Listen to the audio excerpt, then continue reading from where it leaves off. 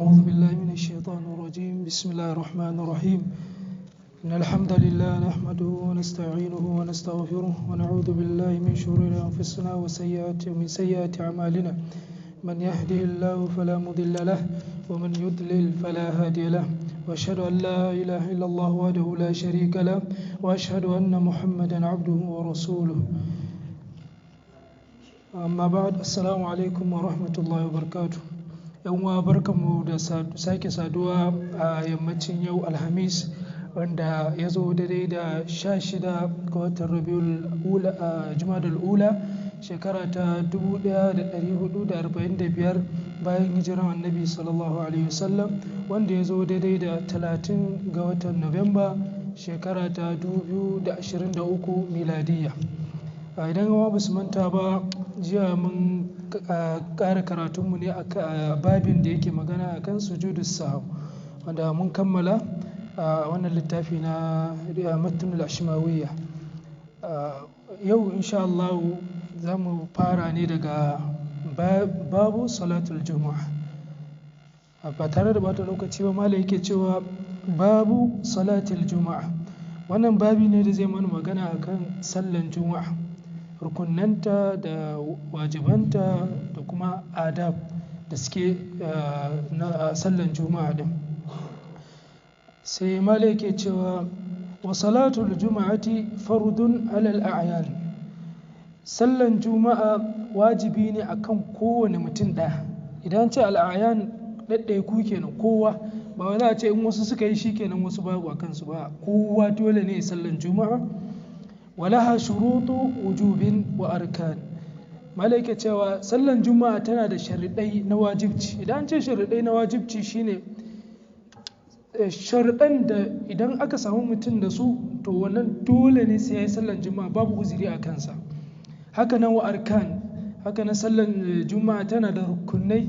Rukuni kuma shine idan aka yi yin guda ɗaya, to wannan abu ibadar babu ita kenan, ita ce rukuni. Rukuni pillars kenan ake nufi, kamar rumfa ne a ce yana da kafafu guda hudu sai aka cire guda biyu, ba zai zauna ba, to shine rukuni. Idan ce rukuni a addini, to ana nufin abin da in babu shi babu wannan, in ibada ne babu ibada. In addini ne aka ce rukunan musulunci, aka ce babu ɗaya daga cikin rukunai, to kai ba musulmi ba ne, dole sai ka yi duka, to kunnan zai zama to ka yi abin da aka saka.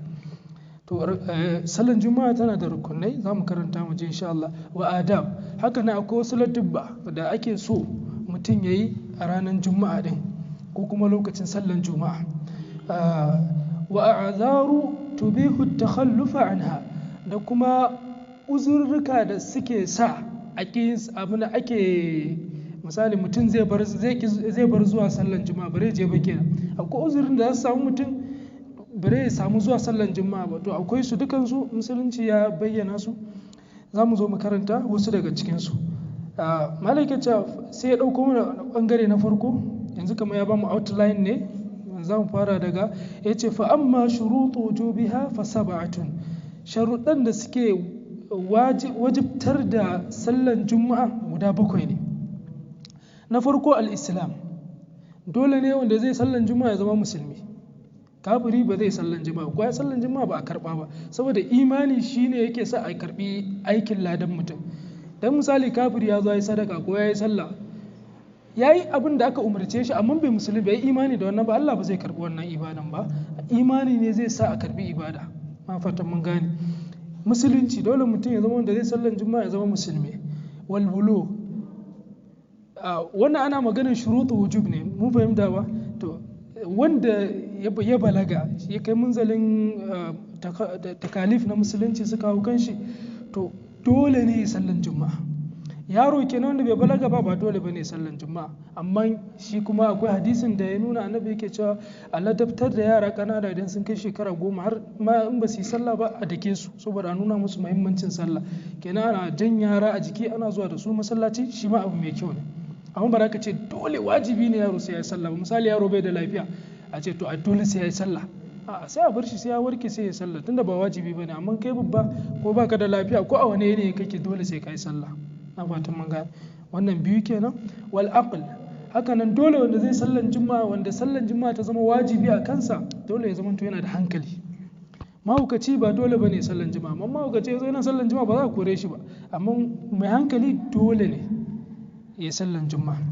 Wadhukuriya, hakanan kasancewar mutum namiji shi ma dole ne ya zama ya yi sallan juma'a ya hau kan shi in mutum namiji ne. Mace dan ta zo ta halarci masallacin juma'a ba laifi ba ne, amma akwai hadisai da suka nuna cewa annabi sallallahu alaihi yana nuna cewa mace ta yi sallah a ɗakinta ya fi lada akan ta je kowane irin masallaci a duk duniya lada. Duk duniya ba na ce kowane irin masallaci, ko masallacin Makka ko a Madina, mace ta yi sallah a ɗakinta ya fi lada akan ta je masallacin. Amma ta ce za ta je annabi yake cewa kar ku hana mata, akwai hadisin da ya nuna shi ma kar ku hana mata idan sun tambaye zuwa masallaci, kar ku hana su. To kin ga mace ya kamata ta kula ta gane cewa abinda annabi ya bada umarni a kai shi ya fi akan ta je masallaci ɗin. Sallah a gida shi ya fi mata lada akan ta je masallaci, sauki ne aka kawo musu ma. To wannan shine abinda annabi ya ce a bar mata sun tambaye masallaci a bar su tafi, amma kuma idan tana son lada ne da ya fi na masallaci to ta yi sallah a ɗakinta. Na fatan mun gane. Sai wal hurriya, kasancewar mutum ya zamanto ba bawa ba. Al hurriya shine yana da yanci kamar mutumin da ba bawa ba, kamar mu misali ya ce muna da hurriya, mu ba bayi bane na wasu kenan mutane, kamar ka masa bauta ka masa aiki hidima, ba ma'aikatan cikin gida nake nufi ba. Bayi masu ana iya sai da su ana iya siyan su, mutane na ana cinikin su, akwai wannan ba laifi bane, amma tunda yanzu babu bayi ya zama to kenan dukkan kowane musulmi wajibi ne akan shi. Wal iqama, haka ne ya zama to an ce al iqama ana nufin ya zama to yana gari, mazaunin gari. Na fata ba matafi ba wajibi bane ya sallan juma'a, amma mazaunin gari dole ya yi sallan juma'a, dole ne. Misali kai dan damaturi ne aka kira sallan juma'a to baka da wani uzurin da zaka ce ba za ka je sallan juma'a. Wasiha, haka ne ya zamanto mai lafiya, wanda yake da lafiya shi ma wajibi ne a kansa ya je sallan juma'a. Waɗannan su ne sharuɗai guda 7 wanda suke wajabtar da sallan juma'a. Dole ya samu duka waɗannan a ga mutum ɗaya kafin ya zama wajibi a kan shi ɗin. Misali ba musulmi bane kuma baligi mai hankali ba zai yi ba, musulmi ne amma kuma ba baligi ba wajibi ba, amma yana da kyau haka dai duka dole sai ya cika sharuɗan nan. Malaka cewa wa amma arkanuha fa 5, amma rukunnan sallah guda 5 ne. Afwan, rukunnan sallan juma'a guda 5 ne. Rukunnan sallan juma'a guda 5. Al-awwal, na farko, al-masjid alladhi yakunu jami'an, masallaci wanda aka yi shi saboda sallan juma'a. Jami'an wato masallaci ne kamar ce masallacin juma'a, an yi shi ne don masallacin juma'a, ko masallacin 5 salawat wanda ba a yi shi ba saboda juma'a, to wannan ba za a yi juma'a a ciki ba. Dole masallacin ya zama to masallacin juma'a ne, an yi shi ne saboda jama'a, shine jami'an din daga jama'a ne aka ɗauko. Yana nuna cewa dole ya zama to masallacin an yi shi don duk girmansa duk kankantansa ya zama to an yi sa ne saboda juma'a ɗin. Mu ba laifi bane da an yi 5 salawat, amma ya zama to dai a yi shi don juma'a aka gina shi, masallaci ɗaya kenan. Athani, rukuni na 2, aljama'a, ya zama to an samu mutanen za su zo su yi sallah, dole a same su.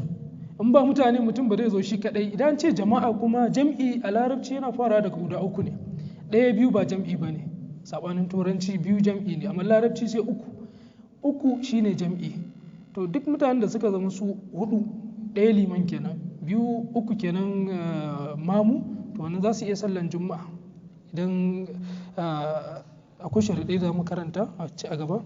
Malik ce wa laysa lahum haddun inda Malik. Idan ce jama'a a wajen Malik babu haddi. Idan ce haddi mun ce mafi karancin jama'a shine guda 3 ba, haddi kuma abinan makura a ce daga 5 shine jama'a. Yau makura ce limit kenan, a ce sai dole sun kai 5 ko dole sun kai 10. A ka'idar larabci jam'i dai daga 3 ne zuwa sama, saboda haka a wajen Malik bai kayyade ba, bai ce lalle mutane sun zama duk. Akwai sabanin malamai a kai, wasu suna gani sun kai 6, wasu 12, wasu kaza, wasu 20 da kaza. To shi a wajen Malik, Imamu Malik rahimahullah, babu wannan abinan taqyidi din.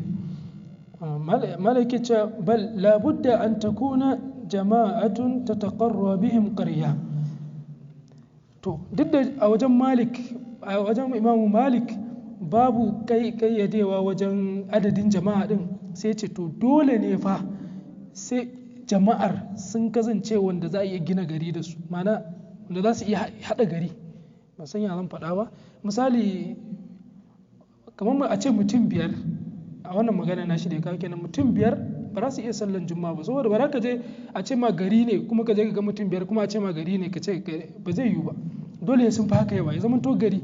Shine wasu suna bayani a malikiyan suna cewa mutanen da za su iya sallan juma'a misalin su shine kamar a ce ga wasu mutane a cikin wani gari an kawo musu hari ko kuma wani abu zai zo ya cutar da su, to yawan su har ya kai wanda za su iya kare kansu, to waɗannan su za su iya sun zama mutane a gari kenan, wannan ya zama gari kenan. Amma mutum biyar kan a ce rundunar yaƙi sun zo su 300 ba za su iya tare, wannan ba gari ba ne. Na fatan mun gane. To wannan ya zama to za su iya kafa gari, mutane da za su sallan juma'a din. sai ya ce wa rajjaha ba'du a'immatuna annaha tajuzu bi 12 rajulan baqina li salamiha. sai ya ce wasu daga cikin malamanmu malikiya kenan, wasu a cikin malamanmu malikiya ya ce wasu daga cikin malamanmu sun rajjaha abin mai tarji, sun rinjayar da fahimtar cewa sallan juma'a tana halatta ne idan an samu mutum 12, kamar da na faɗa akwai sabanin malamai a kai, dole ya samu mutum 12 maza, shine aka ce rajulan, maza 12 baqina li salamiya, su ba mazan ma ba 12 ya zama a cikin su tunda aka fara liman ya fara khutwa na farko da na biyu har aka yi sallan ba wanda wani uzuri ya sa ya tashi ya bar sallah ko alola ya kare ko wani abu, dole suna na har aka sallame sallah su 12. da zarar an samu na kasan mutum daya wannan kaulin da aka kawo sallan juma'an babu shi. na fatan mun gane. wannan shine na biyu. الثالث rukuni na uku al-khutbatul ula, khutba ta farko, khutban juma'a rukuni ne daga cikin rukunin sallan juma'a. bayan da za a zo sallan juma'a ba ya khutba na farko ba, kawai liman yin misali ya khutba dai shikenan ai sallah. su sun ce dole ne sai ya zama to akwai khutbatul ula wa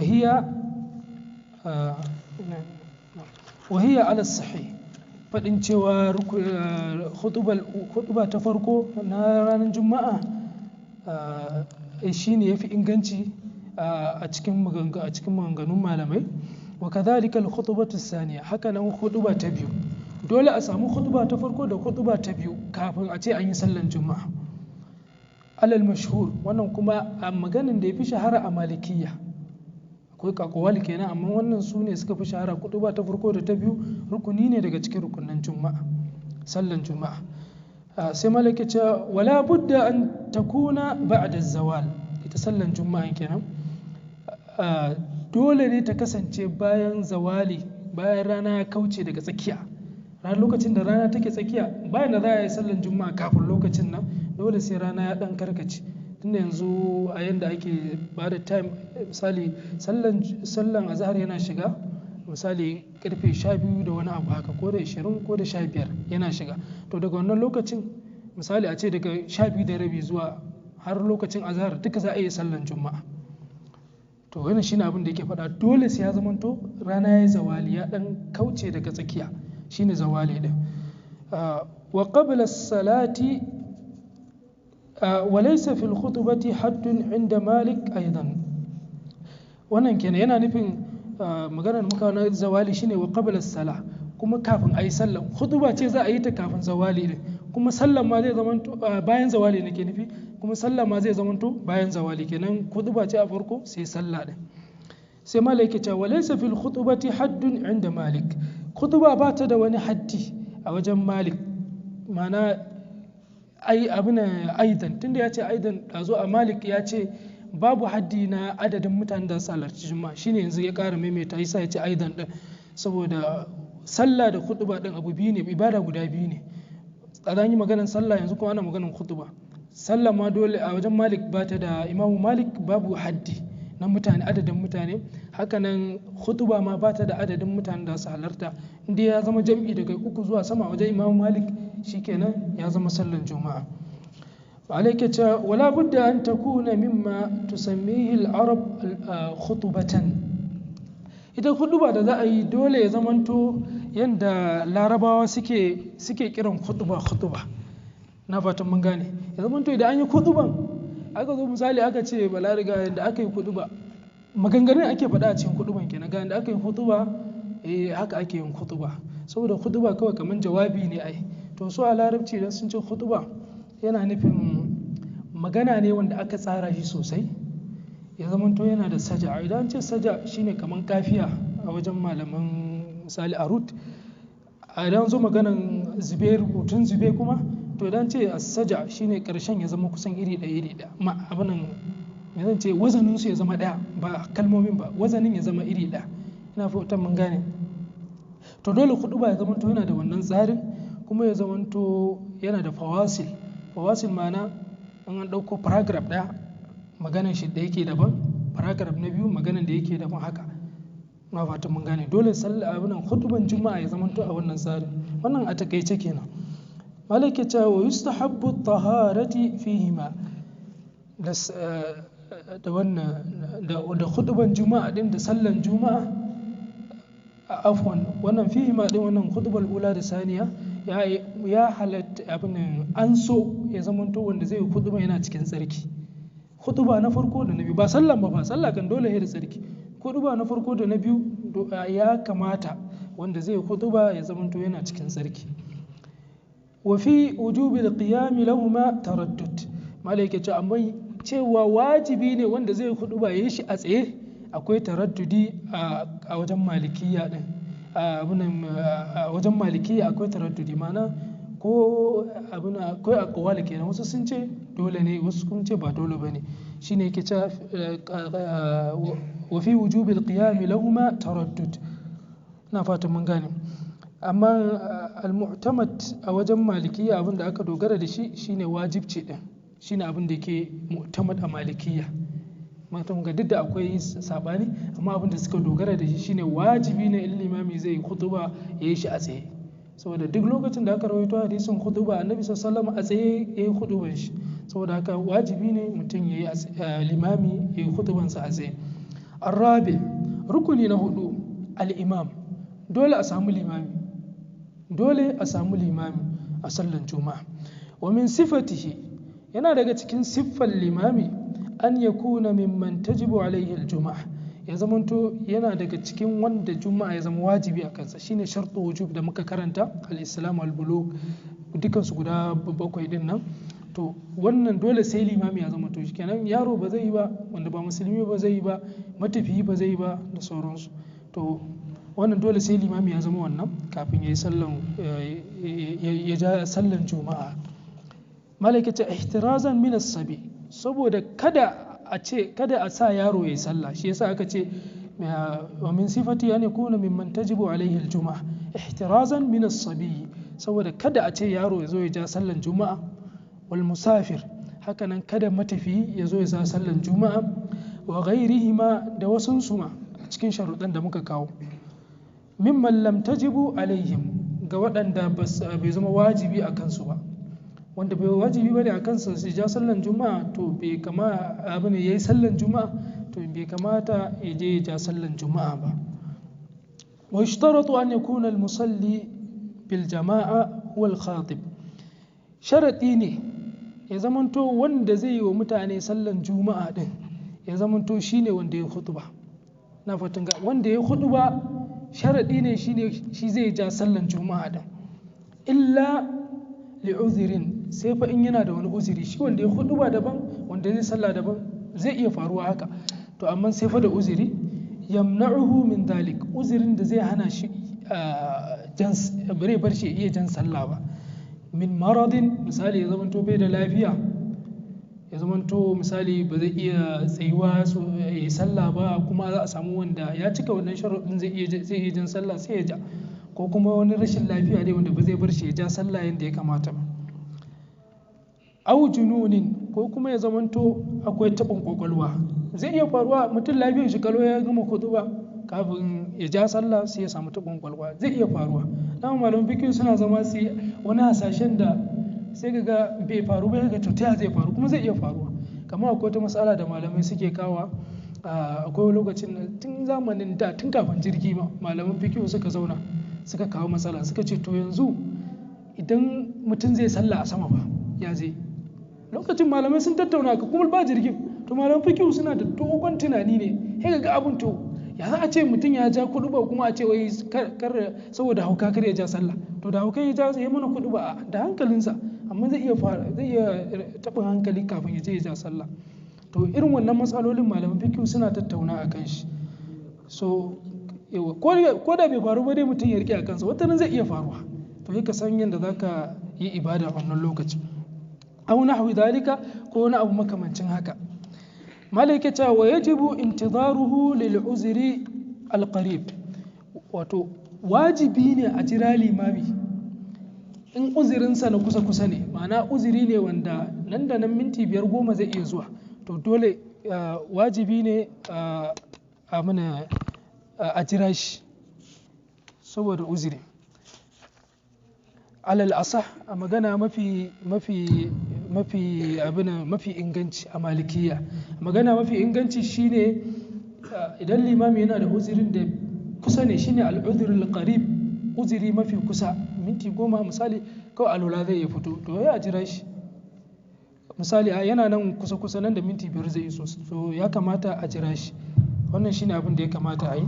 Al-khamis, na biyar daga cikin rukunai shine mawdi'ul istitan, wato ya zamanto wuri ne, gari ya zama gari, wurin da za a yi sallan juma'a ya zama a cikin gari ne, ba wai a cikin jeji ba ko wani abu makamancin haka, ba zai yiwu ba. Sai ya zamanto gari inda mutane suke rayuwa, shine istitan, ya zamanto watan kenan ko da larabci, shine cikin gari, ya zamanto cikin gari. Na ce cikin gari ba yana nufin birni ba, ko da ƙauye inda dai mutane suke dindindin da gidajensu da kasuwansu duk yana nan, to wannan shine istitan, ya zamanto cikin gari. Fala tuqamu al-jum'atu illa fi mawdi'in yustawtanu fihi, wannan ƙarin bayani ne.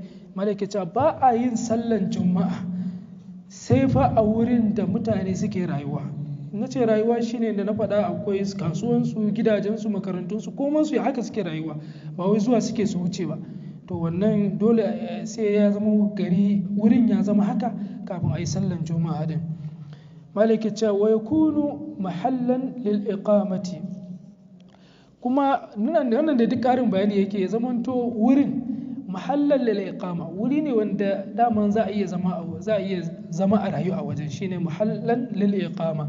Yumkinu al mathwa fihi, za a iya kai kawo a cikin sa, za a iya kai kawo. Misali za a iya zuwa kasuwa, waje ne dai da dan girman sa, gari ne kenan, za a iya zuwa can aje can mutum zai zirgan sa, shine yumkinu al mathwa fihi.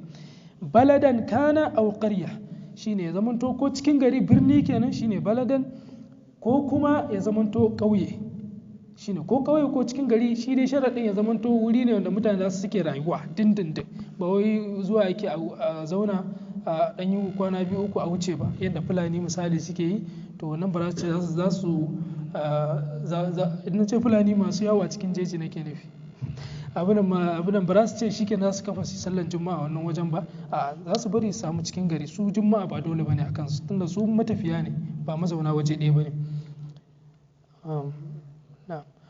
Yanzu waɗannan rukunai na sallan juma'a, ko in na ranar juma'a da sallan juma'a gaba ɗaya ya ƙare. Malaike cewa wa amma adabul juma'a, amma kuma latubba, ka sani latubban sallan juma'a fa 8, zai yi sallan juma'a ko kuma abin da ake a ranar juma'a gaba ɗaya. Na farko fa 8 guda 8 ne. Al'awwal, na farko al-ghuslu, yin wanka.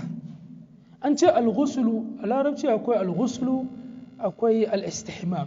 Istihmam shine normal wanka, haka mutum ya je wanka saboda zafi ko kuma saboda tsafta da haka. An ce al-ghuslu kuma ana nufin wanka ce ta ibada.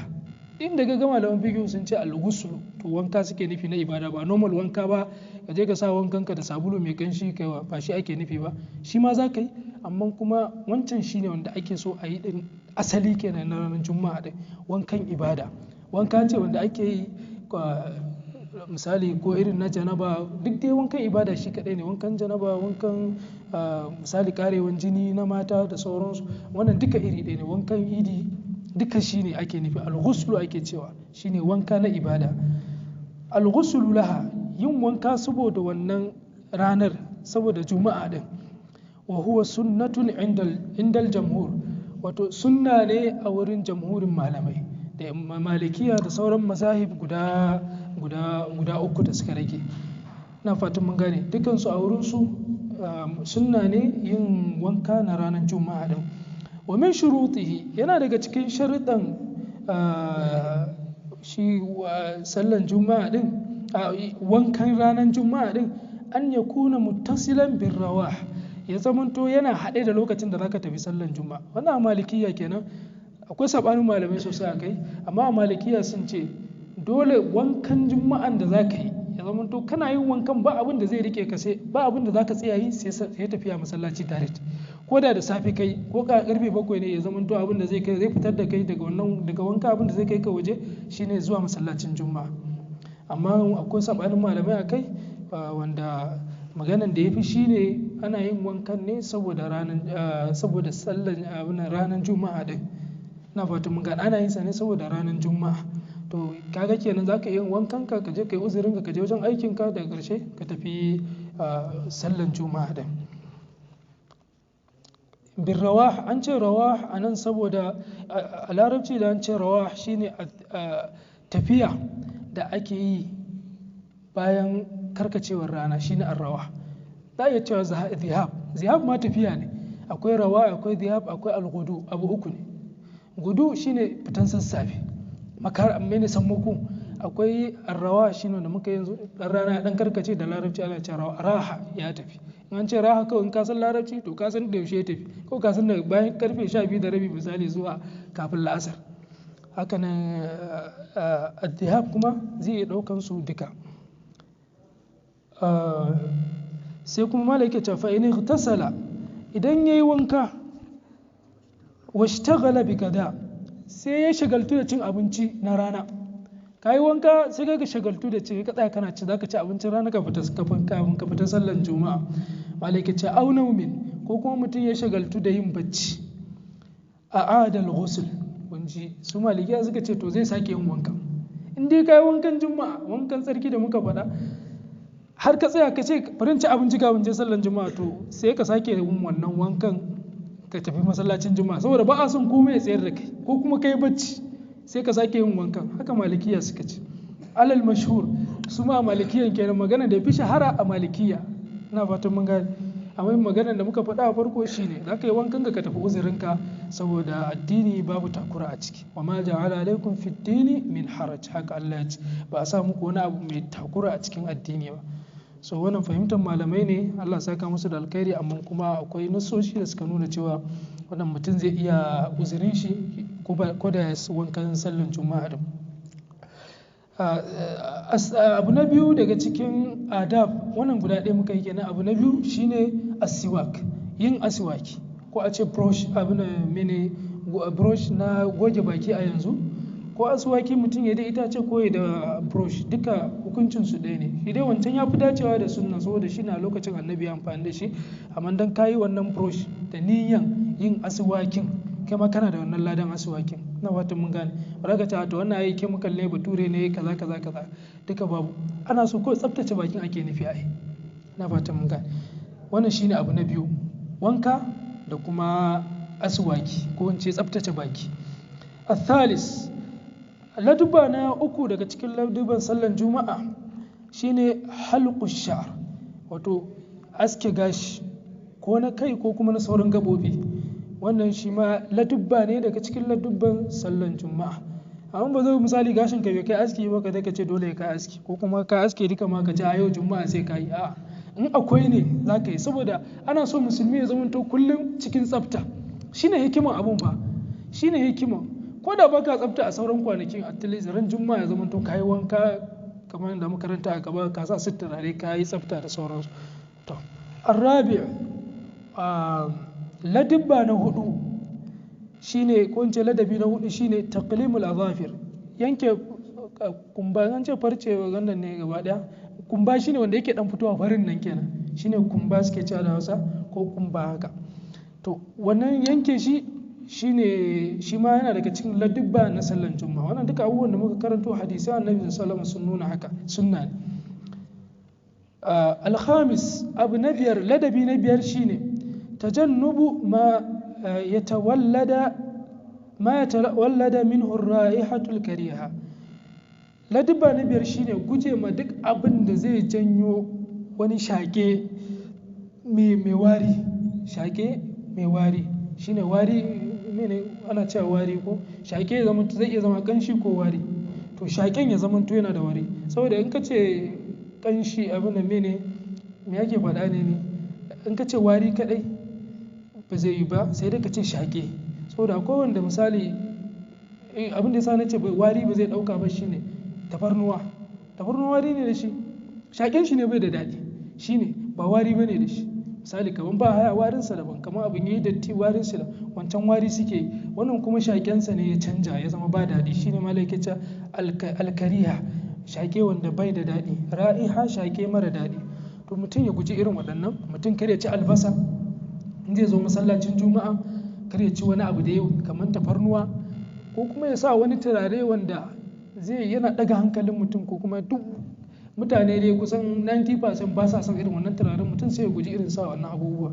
Duk wani shaƙe dai wanda zai janyo mutum baya so, kada mutum ya zo da sallan juma'a. Wannan kuma batun mutum ya zo da wai shaƙe mara daɗi ba wai sallan juma'a kaɗai ba, ko hadisin annabi sallallahu alaihi wasallam ya nuna cewa kada mutum ya zo, haka annabi ce kar wanda ya zo masallacinmu idan ya ci tafarnuwa, haka annabi, tafarnuwa ba kawai ba, ce kar ka dama ka zo masallacinmu ka zauna kawai kai sallan ka a gida, ba wai sallan juma'a kaɗai ba, har salloli guda 5. Saboda haka kada mutum ya zo jikin shi yana wari ko wani abu ake nufi, ba sai abin da ko da mutum jikin shi yana wari ko kayansa ko wani abu, ya tsaftace jikinsa ya zo sallan juma'a. Kar ka je kai makaniki ne, ko kuma kana aikin wani misali kamar je mai fata, kai ka ce ba za ka je ka shirya ba, kana ta aiki sai lokacin sallan juma'a zuka zo ka cikin mutane ka hana mutane sakar a lokacin sallah. Da musulunci duk bai koya haka, musulunci ya koyar da tsafta. Akwai ayar Qur'ani ma da take nuna cewa yin tsafta yana da kyau a musulunci. Qul man harrama zinatallahi allati akhraja li ibadihi wat-tayyibati min ar-rizq. Haka Allah ya ce, wane ne ya haramta yin ado da kuma cin abu mai daɗi ga bayin Allah? Sai Allah yake cewa a cikin aya yake nuna cewa ai qul hiya lil ladina amanu khalisatan yawmal qiyamah. Haka Allah yake cewa ai ka faɗa musu waɗannan kayan jin daɗi da tsaftan ma na muminai ne, musamman kuma a ranar alkiyama ma nasu ne, mana cikin aljanna babu datti. Saboda haka mutum tun daga yanzu yana kwatanta abin irin rayuwar aljanna, tsafta da tsaftace jiki, tufafi da kuma asalin jiki din. Sai as-sadis, ladabi na 6 shine at-tajammul, mutum yayi kwalliya, shine zina din kamar da muka karanta yanzu a ayan nan. Zina shine tajammul, mutum yayi ado, ya sa kaya mai kyau, yayi ado. Bisiyab, ado na tufafi, misali ba wai sai sabon kaya ba, a cikin kayanka kai ka san akwai wanda kai kan gaba ka sa shi sai wani abu ya taso za ka sa ka je kai kwalliya da shi. To a gaban Allah shi ya fi kamata ka yi wannan kwalliya. Allah ne ya baka, ka nuna masa ni'iman da ya baka, ka gode masa. Allah ya maka ni'ima, ka gode masa ta hanyar amfani da wannan ni'iman ka yi ibadar da ya saka. Wannan shine ka gode wa Allah da. Ina fatan mun gane. To wannan shine ake nufi da tajammul bi thiyab. Al-hasana, na'am, gashi ne ya ƙara bayyana ma yace al-hasana mai kyau. As-sabi, ladabi na 7, at-tatayyub laha, yin sa turare mai ganshi saboda zuwa sallan juma'a din. As-samin, na 8, ladabi na 8 shine al-mashyu laha duna ruku, yin tafiya da kafa, tattaki kenan, yin tafiya da kafa, ba wai hawa abin hawa ba, ba ka hau kekenka ko mashin ko mota ba, a tafiya da kafa shi ya fi lada. Amma dan ka tafi akan abun hawa ba matsala, amma tafiya ka sani tafiya da kafa shi ya fi lada zuwa sallar juma'a. Saboda akwai hadisai da suka nuna cewa duk wanda yake tafiya masallaci ba wani juma'a kadai ba, takunsa na dama za a ba shi lada, takunsa na biyu za a kankare masa zunubi. Sai ka gwada, inda keke ne in kai taku ɗaya ma tafiyan da za ka yi da yawa, ladan duk ka rage yawan ladan. To ana so ka samu wannan ladan ne, yasa aka ce mutum ya tafi da kafa din. illa li uzrin, sai dai ban mutum yana da uzuri shine ba zai tafi da kafa ba zuwa sallan juma'a, yamna'uhu min dalik, wanda zai hana shi tafiya sallan juma'a da kafa din, sai mutum ya hau abun hawa ya tafi. wa amma al'adaru al-mubiha litakhallufi anha, amma su uzurrurruka wanda suke sa a bar a ki zuwa sallan juma'a, ko in ce a fasa zuwa sallan juma'a, su ne famin dalika, daga cikinsu almataru shadid, ruwa mamako, ruwa mai yawa, ruwan sama sosai wanda ba za ka iya ganin gaban ka ba ake nufi, ba wai ana dan wani yayi ka ta yau ana ruwa shikenan, ba zai yi. da irin ruwan da ake mana ai yana wahala ma a irin wannan ruwa mai yawa din wanda ba ka ganin gaban ka, to irin wannan ruwa ashadid shine ma ce shadid sosai. ɗaya kenan. wal wahlul kathir, a samu tabo mai yawa. alwahal shine tabo irin mai kama gaban nan, ko mai santsi, ko yanda dai ba zai barka kai tafi hanyar sallan zuwa sallan juma'a ba. malaikata wannan nabi kenan. wal mujazzamu alladhi tadurru ra'ihatuhu bil jama'a, hakanan da kuturu ko kuma mai cutan kuturta wanda har ciwon shi din ya kai warin zai iya cutar da mutane in je sallan juma'a, to wannan yana da uzurin da bare zai sallan juma'a ba. tunda a baya ma mun karanta yana daga cikin ladubba shine mutum ya je ya tsaftace jikin shi, ya je da jikinsa yana ganshin turare.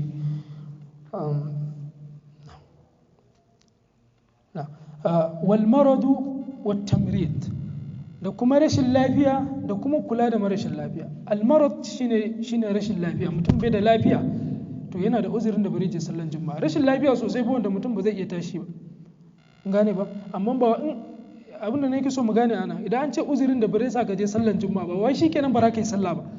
a inda kace za ka yi sallan azhar, kai ranar da ba za ka yi sallan juma'a ba amma za ka yi sallan azhar, ba wai an dauke ma sallan gaba ɗaya bane, za ka yi sallan azhar raka'a 4 shikenan, tunda kai ba za ka zo juma'a ba. mun fahimta ba. wa tamrid, da kula da mara lafiya, bi an yakuna indahu ahadun min ahlihi, mai kula da mara lafiya misali a ce akwai wani daga cikin danginsa ko a cikin gidansa.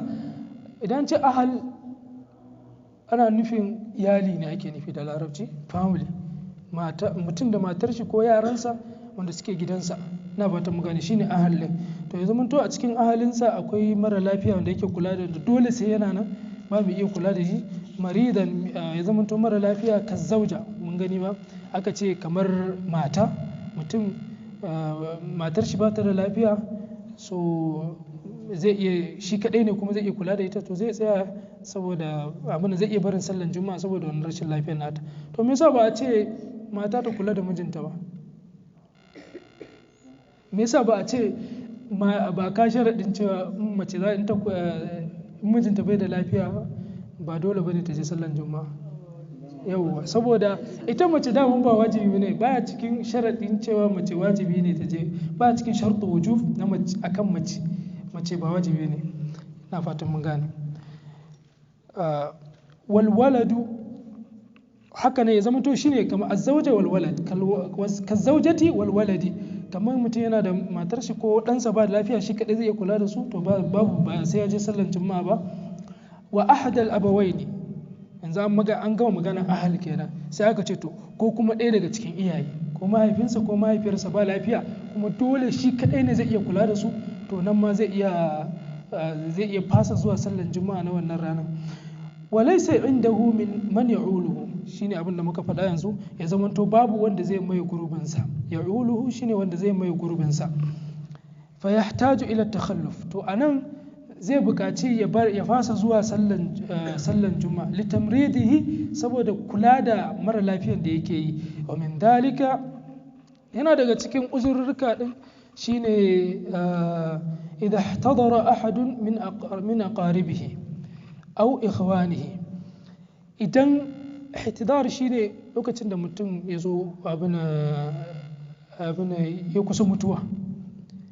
kusa mutuwa, mutum ne yana cikin rashin lafiya wanda har ana ga kamar alaman ya kusa mutuwa, to a nan ba dole bane sai ka je sallan juma'a. ya zama in dai kai kadai ne akan shi, to ka tsaya yanzu, saboda annabi sallallahu alaihi wasallam ya ce laqiru mautakum shahadatu an la ilaha illallah, idan sun zo mutuwa ko abin kuna abin maimaitawa maimaita wanda suka kusa mutuwa a cikinku shine kalmar shahada, kuna maimaita musu abin kalmar shahada saboda su iya ɗauka su yi kalmar shahada su mutu da shi. A ihtidar shine idan mutum ya zo mutuwa kai kuma kai ne kake kula da shi rashin lafiyarsa, to a nan ma ba za ka ce za ka je sallan juma'a ba. Min aqaribihi cikin yan uwanka kannanka aqarib na kusa au ikhwanihi ko kuma yan uwanka na jini. Aqarib kawu da dai wanda dai jininku ba ɗaya ba aqarib. Ina ce ikhwan kuma shine yan uwa na jini, baba ɗaya ko mama ɗaya ko uwa ɗaya uba ɗaya. Qala Malik, Imam Malik rahimahullah yake cewa fi rajuli yahliku yawmal juma'a, mutumin da ya kusa mutuwa ranar juma'a. Ya halik shine ya kusa mutuwa ranar juma'a ko kuma ake tsammanin gashi ne kaman zai mutu. Fatakhallafa indahu rajul, sai wani ya zo ya zauna a wajensa. Takhallafa ya zauna a wajensa min ikhwanihi, ɗaya daga cikin yan uwansa ya zo ya zauna a wurin shi. Yanzuru fi sha'anihi, yana kula da shi. La ba'sa bi dhalik. Imam Malik ne ya faɗi wannan magana, sai ya ce babu laifi idan mutum ya zauna a irin wannan yanayin. Wa minha, yana daga cikin uzurruka na fashi na sallan juma'a shine law khafa ala nafsihi min darbi zalim, wanda zai zai sallan juma'a sai ya ji tsoron in ya bi wannan hanyar akwai wani wanda zai dake shi. Kun gane ba? Saboda misali ko wani zai dake shi, misali ko yan daba ne a hanyar, in ba mutane suna dukan mutane ko wani abu, to mutum zai yana da uzurin da bare je sallan juma'a ba. من ضربه كو ظالم أو حبسه أو أخذ ماله. حبسه ko kuma ya kama shi, kamar kidnappers kenan, su ne habs, kama mutum su katange shi a wani wuri. To ko ya zama to kana tsoron wani wanda zai dake ka a hanya, ko kuma wanda zai kama ka ya kidnapping naka, ko kuma ya boye kama gaba ɗaya ko wani makamancin haka. Au akhdhi malihi, ko kuma wanda zai ma fashi, wanda zai karbi dukiyanka.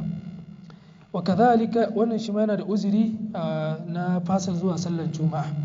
Wa kadhalika al-mu'sir, haka nan wanda bashi ya mai yawa, ya khafu an yahbisahu gharimuhu, yana tsoron wanda yake bin shi bashi ya kama shi.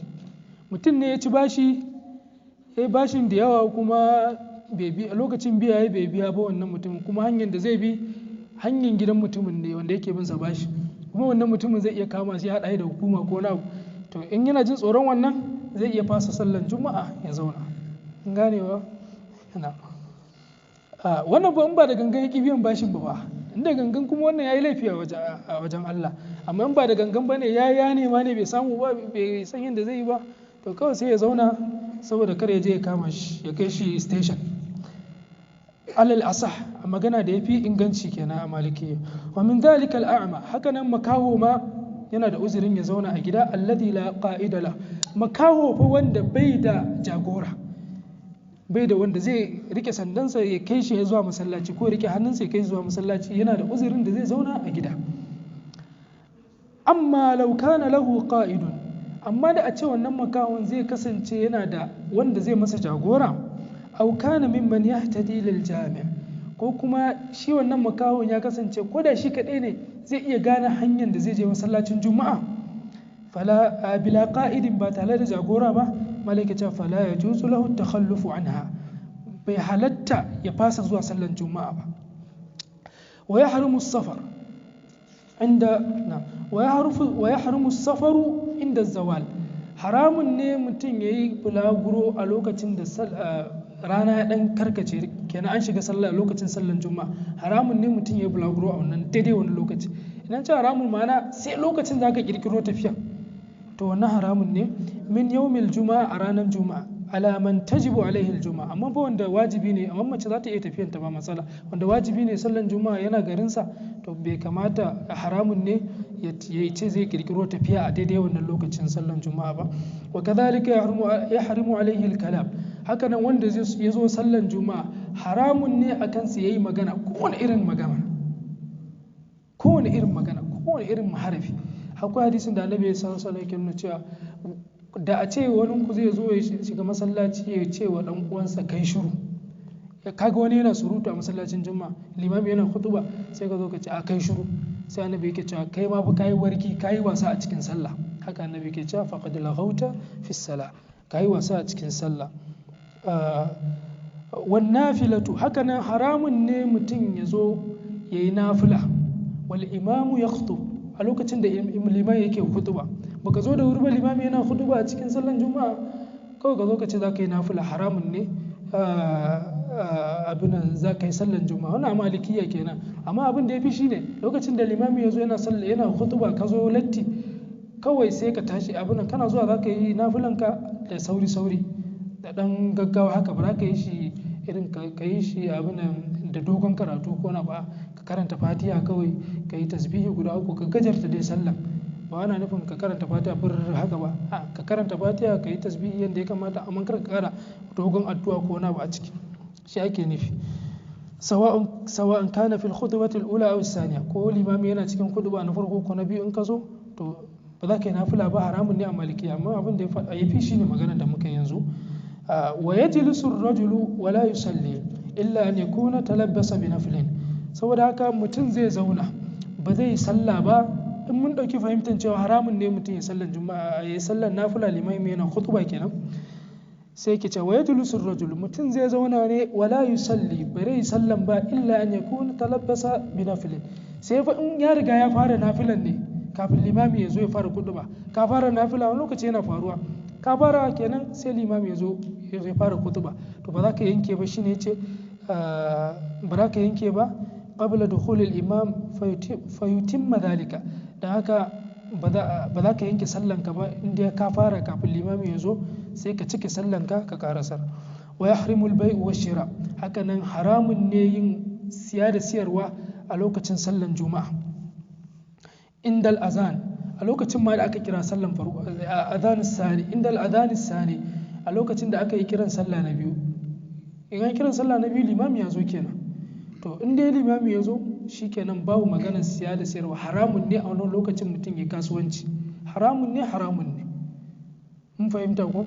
Ayan suratul juma'a ta nuna haka, haramun ne mutum ai kasuwanci a lokacin da aka yi abu na limami ya shiga limami ya zo wajen sallah. Wa yufsahu in waqa, haka nan in ma an yi kasuwancin za a warware kasuwancin, bai halatta ba kasuwancin musulunci ba. In mutum ma ya kasuwanci yana ga kamar daidai ne, haramun ne. In dai sallan juma'a zama wajibi a kanku dukan ku biyu, mun kuka yi kasuwanci to haramun ne. Ko da ya faru sai dai ku warware, ku sake kamar ku sake ciniki, ku kulla kasuwanci, saboda kasuwancin ma ibada ce. Saboda duk abin da musulunci ya zo da shi, in kai practice, in kai abin da aka saka ibada kai, in ka ƙi kuma ya zama ba ibada, abin nan kai abin da ba ibada ba kuma ya zama to haramun kenan. Malaka ce wa yukrahu tarkal amal yawmal juma'a, makaruhi ne barin aiki ranar juma'a. Misali mu musulmai ne, ya za a ce ran asabar da ladi arna suna zuwa masallaci, mu kuma ba abin suna zuwa cocin su a ranar weekend, su suna huta ba wajen aiki. Amma musulmai ran juma'a ya kamata mu je hutu.